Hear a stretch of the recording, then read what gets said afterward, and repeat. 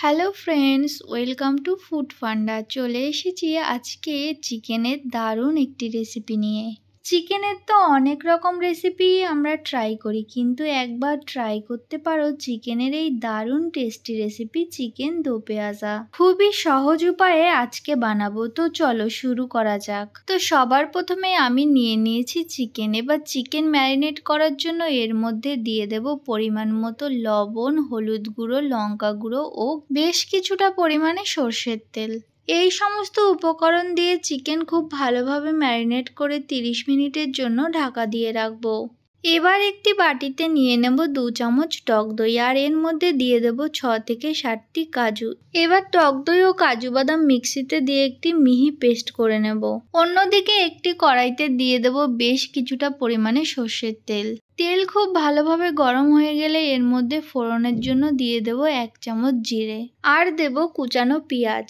এবার 2 থেকে 3 মিনিট সময় ধরে পেঁয়াজ খুব ভালোভাবে ভেজে নেব। পেঁয়াজ খুব ভালোভাবে ভেজে নেওয়া হয়ে গেলে এবার এর মধ্যে দিয়ে দেব 1 চামচ আদা রসুন বাটা, দেব পরিমাণ মতো লবণ, হলুদ গুঁড়ো, রঙের জন্য কাশ্মীরি লঙ্কার গুঁড়ো, ধনে গুঁড়ো ও একটি টমেটো কুচি। এবার এই সমস্ত উপকরণগুলিকে কম আঁচে খুব ভালোভাবে কষিয়ে নেব যতক্ষণ না পর্যন্ত টমেটো গলে যায়। মশলা খুব ভালোভাবে কষিয়ে নেওয়া হয়ে গেছে এবং টমেটোও গলে গেছে। এবার এর মধ্যে দিয়ে দেব আগে থেকে ম্যারিনেট করে রাখা চিকেন। এবার সমস্ত মশলার সাথে চিকেন খুব ভালোভাবে মিশিয়ে 5 থেকে 6 মিনিট ধরে কম আঁচে খুব ভালো করে কষিয়ে নেব। চিকেন খুব ভালোভাবে কষিয়ে নেওয়া হয়ে গেছে। এবার এর মধ্যে দিয়ে দেব টক দই ও কাজু বাদামের পেস্ট। এবার চিকেনের সাথে টক দই ও কাজু বাদামের মিশ্রণ খুব ভালোভাবে মিশিয়ে নিয়ে কম আঁচে 30 মিনিটের জন্য ঢাকা দিয়ে রাখবো। এক্সট্রা করে জল দেওয়ার কোনো প্রয়োজন নেই, চিকেন থেকে যে জল বেরোবে তাতেই চিকেন বয়েল হয়ে যাবে। এবার 30 মিনিট পর ঢাকনা খুলে চেক করে নেব চিকেন খুব ভালোভাবে বয়েল হয়েছে কিনা।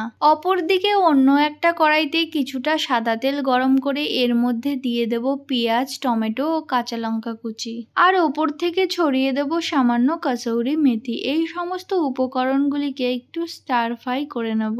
1 থেকে 2 মিনিট একটু নাড়াচাড়া করে নিয়ে এটি চিকেনের গ্রেভির মধ্যে দিয়ে দেব। এবার একটু খুব ভালোভাবে সমস্ত উপকরণগুলি মিশিয়ে নেব, আর ওপর থেকে দিয়ে দেব 1 চামচ গরম মশলার গুঁড়ো।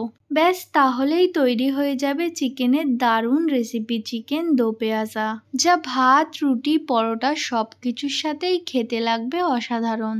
আজকের এই চিকেন দো পেঁয়াজার রেসিপি তোমাদের কেমন লাগলো আমায় অবশ্যই কমেন্ট করে জানিও।